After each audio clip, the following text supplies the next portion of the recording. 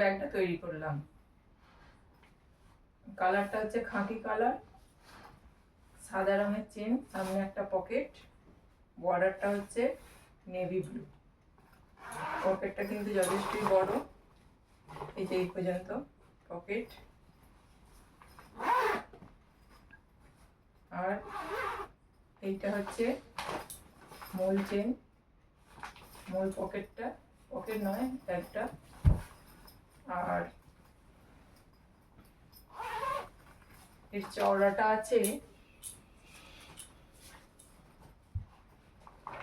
12 ইঞ্চি, আর লম্বাটা আছে 14 ইঞ্চি।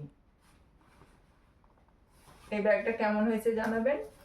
আর এই ব্যাগটার দাম রেখেছি 100 টাকা।